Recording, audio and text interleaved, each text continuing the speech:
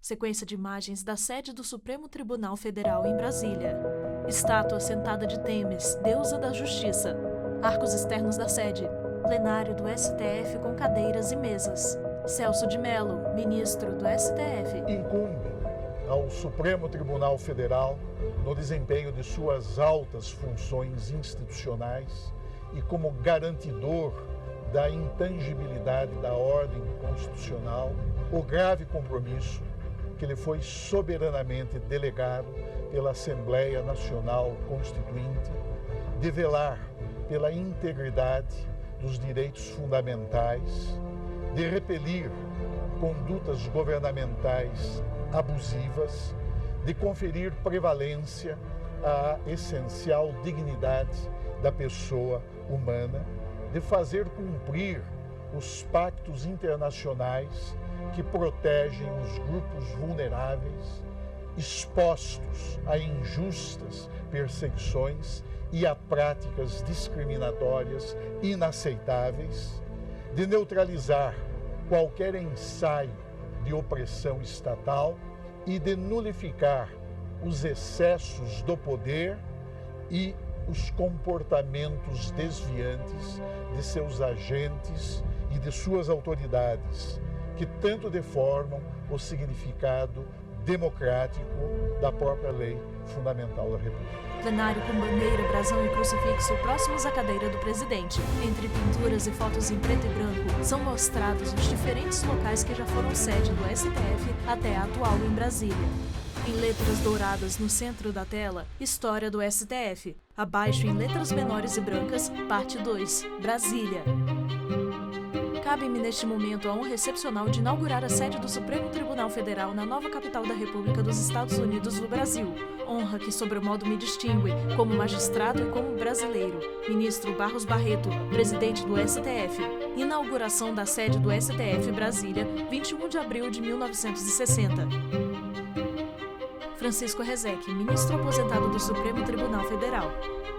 Se o Congresso se instala, se o governo se instala com as locuções, como o discurso do presidente Juscelino e a sua fala à nação naquele dia 21 de abril, era fundamental que o Supremo, que não teria como exercer, como usar o microfone para as falas públicas, era natural e era importante que o Supremo desse uma prova de presença e de trabalho já no primeiro dia, realizando uma sessão, que corresponde às sessões hoje de abertura do ano judiciário.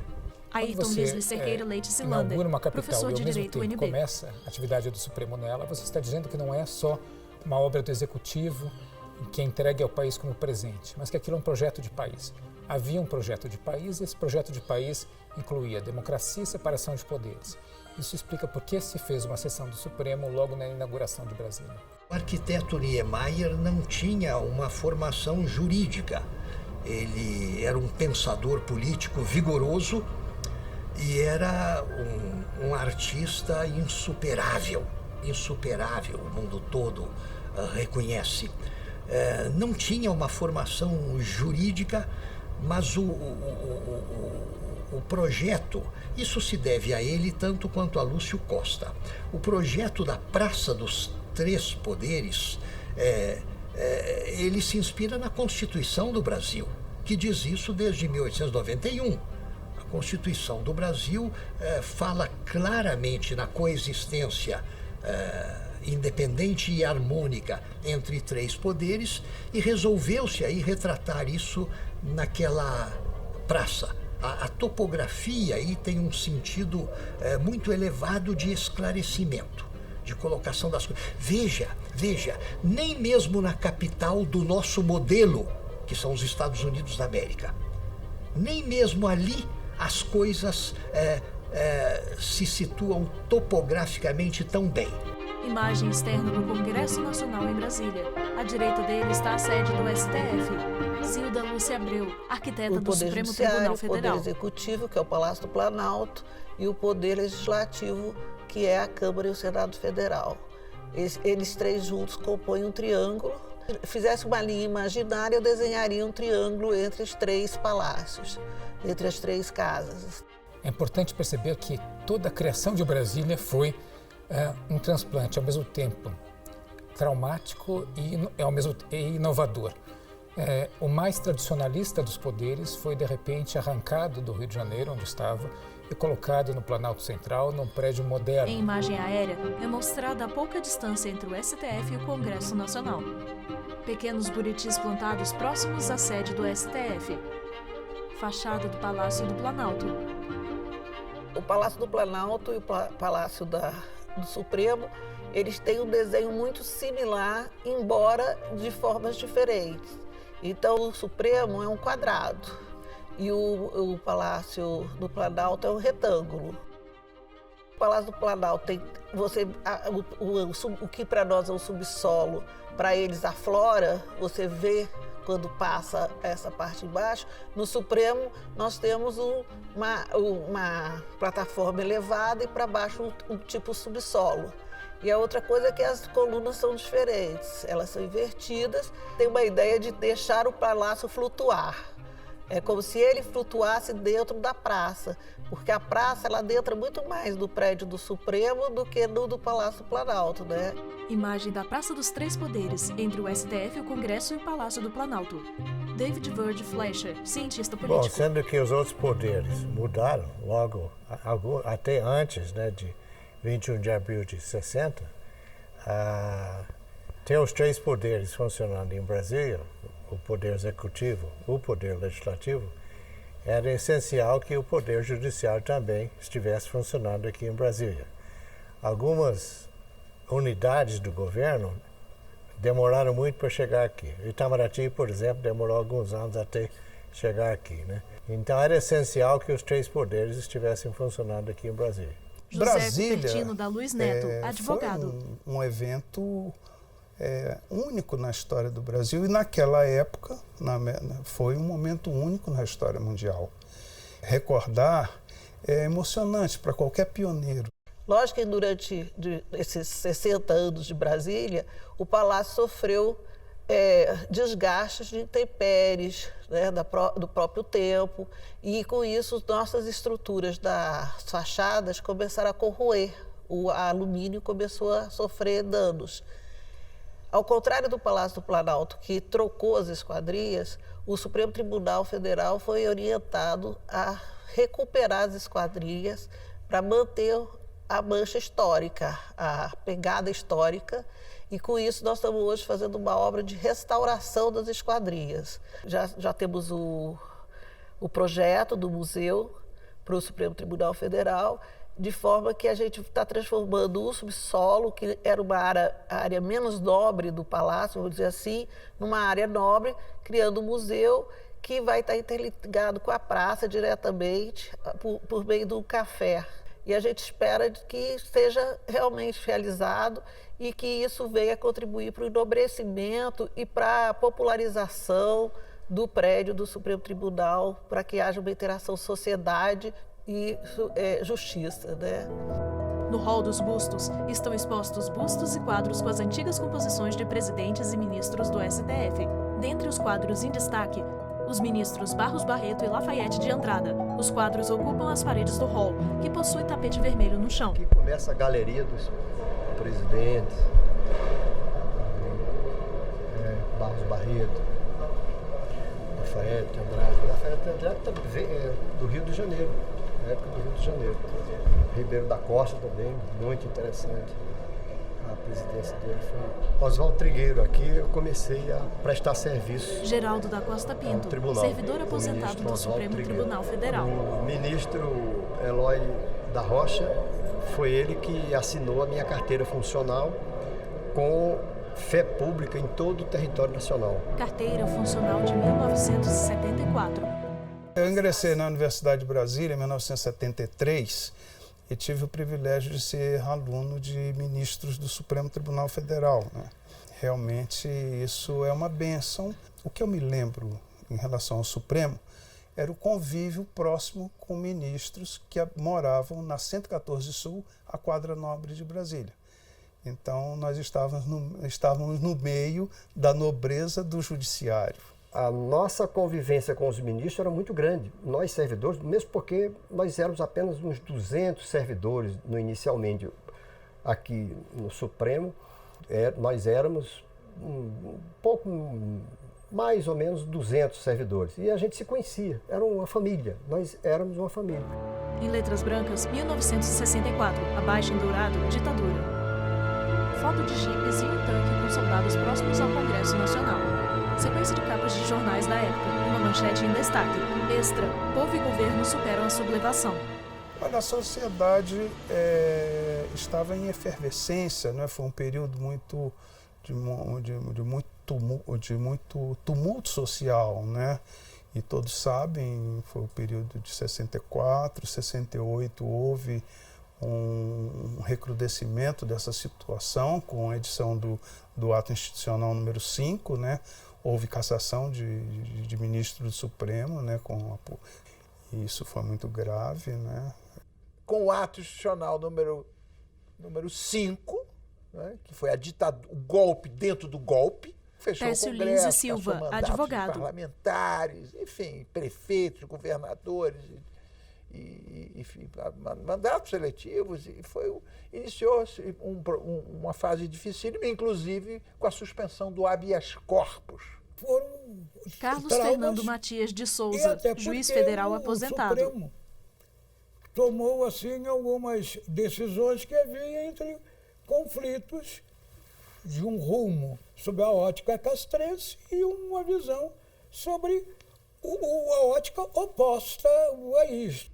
Então foi um período dificílimo que o Supremo teve que enfrentar, porque logo depois, sem nenhuma explicação, sem nenhum inquérito, sem nada, 3 ministros do Supremo, né, da maior dignidade, Hermes Lima, Vitor Nunes Leal, que dá nome à Biblioteca do Supremo. Olha que curioso, nós estamos na Biblioteca do Supremo sob o símbolo de Vitor Nunes Leal, cassado direitos políticos e arrancado do Supremo. E Evandro Lins e Silva, que era o mais novo na corte.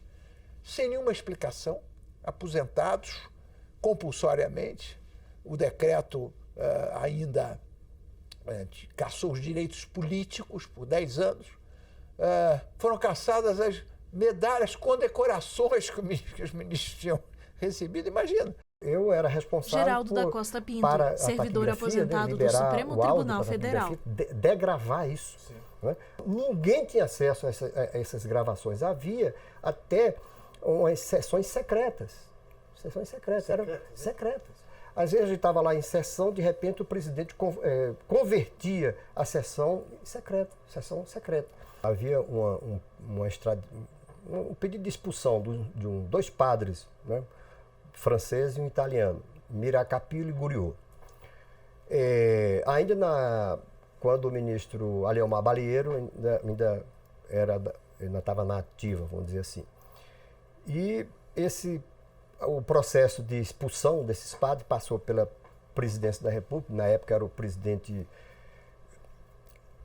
Figueiredo. A presidência da República disponibilizou 2 agentes da Polícia Federal para acompanhar o processo no Supremo. E esses 2 agentes ficaram na minha volta, dentro da minha sala aqui no plenário. O padre estava perdendo de 4-0 até chegar ao ministro Aleomar Balieiro, que ele sofria de apneia, né? Ele cochilava no plenário. Tirava lá um momentinho de relaxamento. E ele, quando o presidente chamou para votar, o ministro Balieiro bateu na mesa, como vota o ministro Balieiro? Aí ele acordou e quando começou a votar, ele virou a votação. Os padres que estavam perdendo de 4-0 passou a ganhar, né? E virou. Né? Quando os agentes estavam acompanhando esse julgamento dos padres, Miracapillo e Guriot, toda hora ele pegava no telefone e ligava para o Planalto. Olha, chefe, até eles chamavam o presidente da República, chefe. De repente virou a votação, eles ligavam para o para o Planalto dizendo, olha, chefe, estamos perdendo. Supremo na década de 1960, 1964. Primeira liminar em habeas corpus concedida pelo Supremo Tribunal Federal, em favor do então governador de Goiás, Mauro Borges Teixeira, em face da iminente prisão por crimes previstos na Lei de Segurança. 1967. Supremo determina a extradição do cidadão alemão Franz Paul Stangl, integrante do Partido Nazista, sob acusação de genocídio durante a Segunda Guerra Mundial. 1968. A Corte concede habeas corpus em plena ditadura militar para estudantes presos durante o Congresso da UNE, União Nacional dos Estudantes. Ainda que houvesse pressão sobre o Supremo Tribunal Federal, eu acho que o Supremo Tribunal Federal sempre se portou muito bem em relação da defesa da democracia. E isso evoluiu paulatinamente até a abertura política. Declaro promulgada o documento da liberdade, da dignidade, da democracia, da justiça social do Brasil. Que Deus nos ajude que isto se cumpra.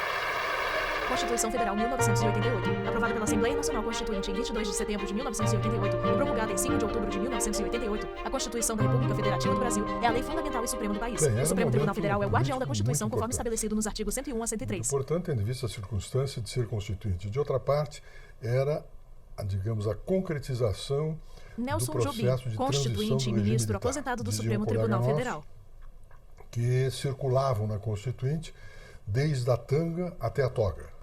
Ou seja, nós tivemos uma participação imensa de população, de representações, de interesses, etc., tentando obter, digamos, resultados dentro da Assembleia Constituinte. Foi importante, deu um processo democrático muito forte. O comando da Assembleia pelo Dr. Ulisses Guimarães foi de uma eficácia extraordinária, ou seja, ele foi o grande personagem de fixação e de realização daquela obra. O Congresso Nacional aplaude a promulgação da Constituição de 1988. Foi uma conquista não apenas dos constituintes, ministra do Supremo Tribunal Federal. A eleição de 1986 chamou a atenção da sociedade para a eleição de constituintes e não de legisladores infraconstitucionais, quer dizer, que fariam as leis abaixo e a partir da Constituição. Mas essa discussão sobre o que era uma Constituição e a importância de uma Constituição para o Brasil se deu exatamente nas eleições de 86 e, portanto, foi uma conquista da sociedade brasileira e muito importante para a sociedade brasileira, claro. População nas ruas, bandeiras tremulam. É uma Constituição que tem como característica, eu diria, Roberto Barroso, ministro do Supremo Tribunal Federal. Possibilidade de amplo acesso ao Poder Judiciário.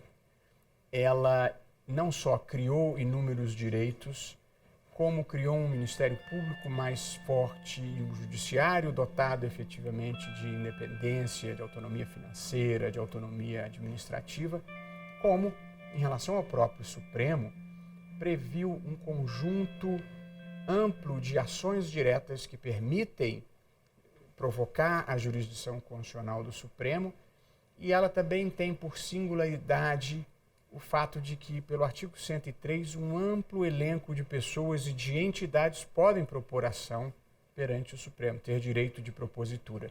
Então, ela é uma Constituição que tem um longo elenco de direitos e que, de certa forma, facilitou o acesso ao Judiciário em geral e ao Supremo Tribunal Federal em particular. Estátua de Temis. Ministro Celso de Mello discursa. Pessoas reunidas em central de transmissão. Pessoas sentadas acompanham sessão do plenário. Ministros discursam. Cameraman opera a câmera. Posse ministerial. Ministro desce escadas e se dirige até a mesa. Com caneta na mão, ele assina o termo de posse. Os demais ministros estão sentados atrás dele. Câmera o filma de perto. As pessoas aplaudem no plenário. A TV Justiça iniciou suas atividades em 11 de agosto de 2002, inaugurada pelo então presidente do Supremo Tribunal Federal, ministro Marco Aurélio. Foi a primeira a transmitir ao vivo os julgamentos do plenário na Suprema Corte no Brasil.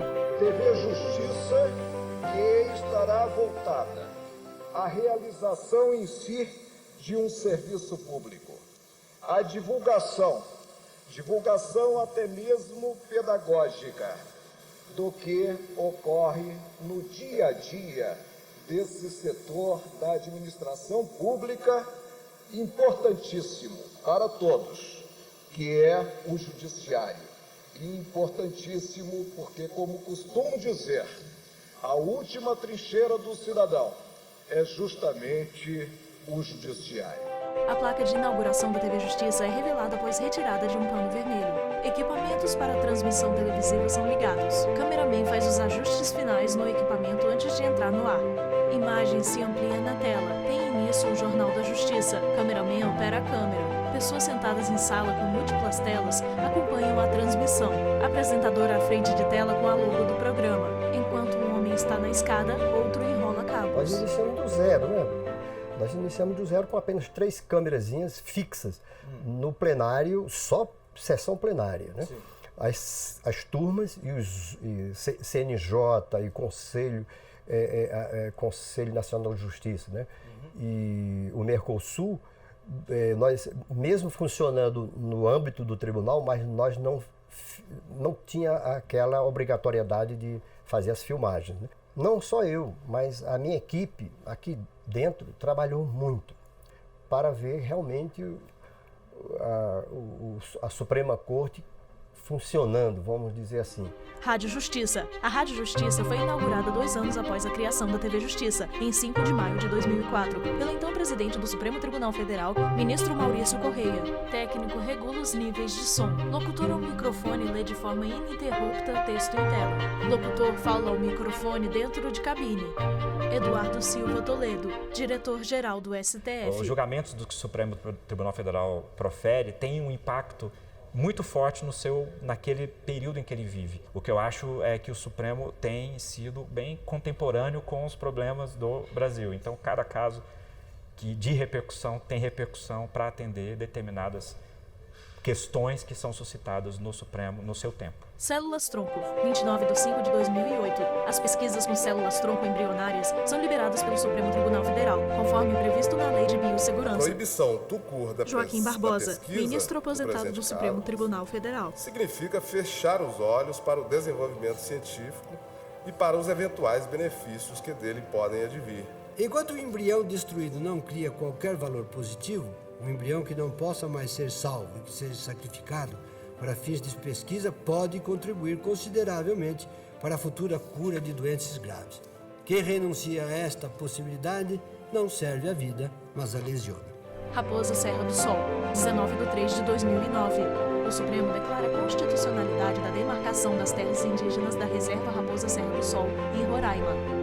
Quando a Constituição, no artigo 231, parágrafo 1º, estabeleceu que são as terras indígenas são aquelas tradicionalmente ocupadas pelos índios e por eles habitadas em caráter permanente, na verdade o Constituinte tirou uma fotografia da situação. Lei de Imprensa, 30 de 4 de 2009. STF decide que a Lei de Imprensa editada durante a ditadura militar é incompatível com a Constituição Federal de 1988. Do que a pretensão Ministro do Celso Estado de Mello, decano do Supremo Tribunal Federal. De expressão, pois o pensamento, senhor presidente, o pensamento há de ser livre, permanentemente livre, essencialmente livre, sempre livre. Cotas raciais, 26 de 4 de 2012. Supremo Tribunal Federal considera constitucional a política de cotas étnico-raciais para a seleção de estudantes da Universidade de Brasília. Naqueles casos em que a discriminação é tão flagrante, Joaquim a Barbosa, exclusão é ministro tão aposentado do absoluta, Supremo Tribunal que Federal. o judiciário não tem outra alternativa senão ele próprio desenhar medidas de ação afirmativa. Lei da Ficha Limpa, 16 de 2 de 2012. Ministros decidem pela constitucionalidade da Lei da Ficha Limpa. A lei prevê a inelegibilidade de candidatos condenados por órgãos colegiados. Se tornando membro Aires do Brito, poder, ministro a face aposentado do Supremo visível Tribunal do Federal. Estado, a encarnação do poder público, tem que ter respeitabilidade. Aborto de fetos anencéfalos, 12 de 4 de 2012. Supremo Tribunal Federal decide pela descriminalização do aborto de fetos anencéfalos. A sacralidade Aires está na Brito, decisão ministro da aposentado mulher do Supremo gestante Tribunal Federal. de querendo interromper esse tipo de gravidez que já tem um encontro marcado, indesviável, com a morte. Criminalização da homofobia. 13/6/2019. O Supremo decide criminalizar a homofobia como forma de racismo, até que o Congresso Nacional aprove uma norma específica. Eu acho que é sempre apropriado perguntar na humanidade plural quem é o diferente. Carmen Lúcia, ministra do Supremo Tribunal Federal. Quem que era o diferente é o que está certo, se é que há certezas na vida. Em letras brancas no centro da tela 2020, abaixo em dourado pandemia do coronavírus. Pronunciamento do ministro Dias Toffoli, presidente do Supremo Tribunal Federal, 18/3/2020. Uma instituição essencial ao funcionamento regular do Estado Democrático de Direito. É o maior garantidor da paz social e da efetividade dos direitos fundamentais das pessoas. Nesse momento delicado de fragilidade humana, o Judiciário deve, mais do que nunca, estar em funcionamento. Mais do que nunca estaremos em funcionamento para oferecer o amparo institucional necessário a toda a sociedade brasileira. Assim como os médicos e enfermeiros e todos aqueles que atuam em hospitais, nós também, aqueles que trabalham nos hospitais, do faxineiro do hospital ao médico, ao diretor clínico do hospital, todos eles operam na fronteira da proteção da vida e da saúde. Nós, integrantes do Poder Judiciário, e aqui o Supremo Tribunal Federal, os ministros de tribunais superiores, os magistrados servidores e colaboradores também atuam em uma fronteira, qual seja a fronteira da garantia dos direitos fundamentais, dos direitos mais básicos da pessoa humana. Portanto, o sistema judicial não e jamais será paralisado. Aliás, nem no Estado Novo foi paralisado. Nós não podemos e não deixaremos ao desamparo milhões de brasileiros que precisam da atuação do Judiciário. Até então era Edmundo normal, Veras, era secretário de Tecnologia da Informação do STF. E a sessão de julgamento acontecer. Com todo esse cenário que a gente está vivendo por conta da pandemia, criou-se essa impossibilidade dos ministros, né, ou essa dificuldade dos ministros, das pessoas em geral, virem até o tribunal. Eduardo Silva Toledo, diretor-geral do STF. E no momento também de se enquadrar no século XXI dentro da inovação tecnológica, dentro da adoção de ferramentas que estão impactando a capacidade de produção do tribunal positivamente. Osiel Luiz de Souza, gerente de áudio e vídeo do Supremo Tribunal Federal. Conferências em audiência pública e agora isso finalizou com a videoconferência das sessões de julgamento, que é o marco principal, que é o produto principal do tribunal, a atividade fim do tribunal. E aí, o que antes não tinha uma pressão para que acontecesse, passou a ser algo importante, né, que ajudaria o tribunal a não parar, né? Eu acho que o grande desafio era esse, assim, como fazer o tribunal continuar funcionando normalmente, ou o mais próximo possível do normal, nesse cenário todo. E aí foi lançado esse desafio de a gente tentar viabilizar as sessões de julgamento em algum meio virtual, né, em algum meio eletrônico. Osiel observa o monitor com várias telas abertas. Enquanto ministros aparecem nos monitores, demais juristas estão no plenário, alguns de máscara. A relevância maior, eu acho que é a transparência e a continuidade do trabalho do judiciário. Essa situação toda acelerou o processo para se usar a tecnologia da videoconferência. E o resultado disso tem sido fantástico. É muito interessante ver que o órgão consegue amadurecer e avançar no meio tecnológico e, ao mesmo tempo, trazer, né, aquelas coisas que são importantes para o contexto dele ali, de julgamento de processo. E isso é bem legal. Por ser uma instituição mais conservadora, digamos assim, né, as mudanças têm que vir de forma muito bem pensada, de forma muito bem planejada, de forma muito bem colocada, porque quando ela é feita dessa forma, ela consegue se encaixar na estrutura tradicionalista que é a do Supremo Tribunal Federal e fica. Então, o plenário virtual veio adaptando-se ao tribunal e o tribunal se adaptando um pouco a ele. Agora, as sessões por videoconferência também foi muito bem planejado e testado com antecedência, porque nós sabemos do impacto disso na sociedade. Nós comparamos com outras instituições que estão fazendo por videoconferência e as repercussões são muito maiores quando o Supremo adota do que quando outras instituições adotam. Neste momento, realizamos a primeira sessão plenária por videoconferência do Supremo Tribunal Federal, quiçá a primeira de uma corte constitucional no mundo. Um feito que ficará marcado na história desta instituição centenária. Sessão por videoconferência sobre a ADI 6341. Ministros Ricardo Lewandowski, Gilmar Mendes e Marco Aurélio. Ministro Alexandre de Moraes. Ministro Celso de Mello e Edson Fachin. Presidente Ministro Dias Toffoli. Ministro Roberto Barroso. Ministra Rosa Weber. Ministro Luiz Fux. Ministra Carmen Lúcia. Uma história de crescimento. Francisco Rezende, ministro aposentado do Supremo Tribunal Federal. Desde a sua criação.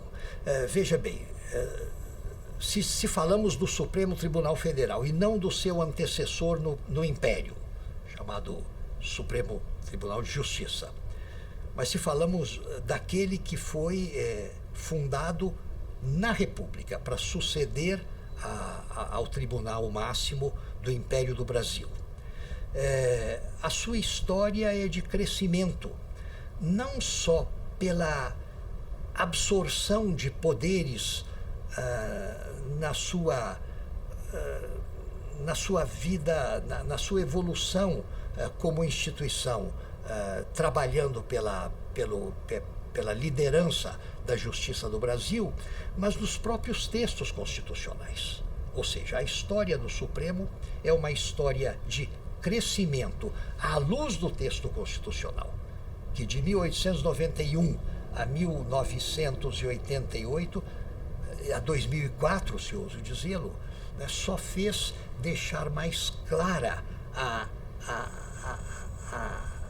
supremacia do tribunal na regência de um sistema judiciário que é em si mesmo um modelo de exercício do poder em benefício do primado da Constituição. Nosso Supremo Tribunal Federal aqui no Brasil, eu acho que é um bom exemplo de um Supremo Tribunal nas repúblicas, né? Porque nos países onde tem parlamentarismo ou tem algum outro sistema, a Corte Máxima é um pouco diferente do Supremo brasileiro e do Supremo americano, né? Mas eu acho que dentro dos sistemas que são repúblicas, com os 3 poderes e separação dos poderes, etc., eu acho que o nosso Supremo é um bom exemplo. Imagem da fachada da sede do Supremo Tribunal Federal.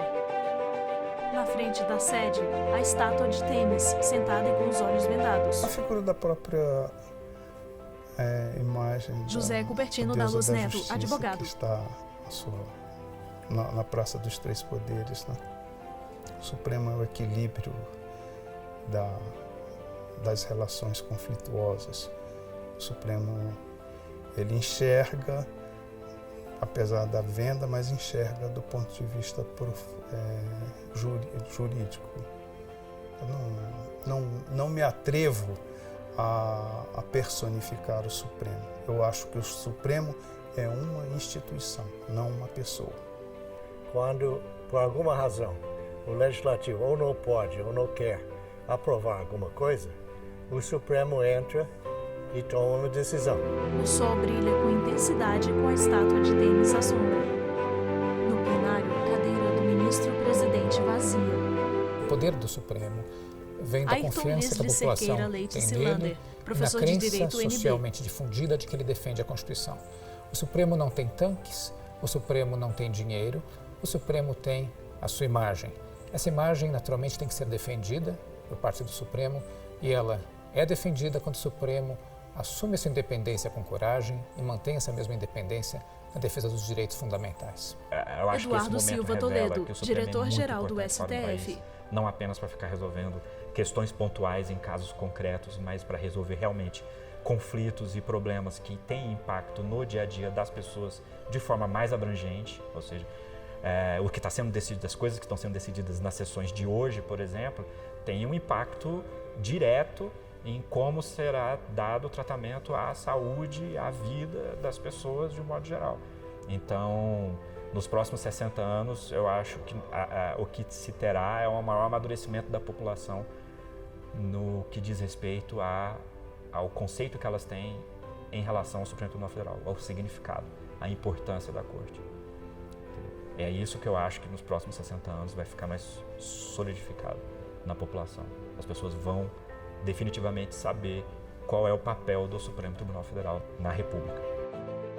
A Constituição sempre será o nosso guia e o caminho para a construção de uma sociedade mais justa, solidária, pacífica e fraterna nos objetivos que estão dispostos lá no artigo 3º da nossa Constituição Federal. Brasão da República Dourado. Imagem panorâmica da sede do Supremo Tribunal Federal em dia ensolarado. Bandeira brasileira tremula na Praça dos Três Poderes. Ao fundo, edifícios do Tribunal Superior do Trabalho e do Superior Tribunal de Justiça, além do Lago Paranoá. Créditos finais. Direção: Alexandre Fishgold e Diogo Ramos. Produção: Jussiane Matos. Assistente de produção: Luciano Oliveira. Roteiro e edição: André Facine e Bob Souza. Som direto: Anderson Rodrigues. Iluminação: Ítalo Cândido. Montagem e finalização: Sérgio Azevedo e Neuber Tavares. Arte e animação: Márcia Hoff. Imagens: Francisco Cosmo, Jefferson Martins, Léo Cândido, Lúcio Ribeiro, Luiz Carlos e Marcelo Tony Braga. Curadoria: Secretaria de Documentação do STF. Agradecimentos: Centro Cultural da Justiça Federal. Audiodescrição: Viso Áudio. Roteiro: Kainan Leão. Narração: Ana Luísa De Franco. Núcleo de Programação: Rosa Wazen. Núcleo Técnico: Fábio Guedes. Núcleo de Produção de Programas: Flávia Soledade. Supervisão: Coordenadoria de Gestão da TV e Rádio Justiça. Secretaria de Comunicação Social STF. Realização: TV Justiça Essencial 2020.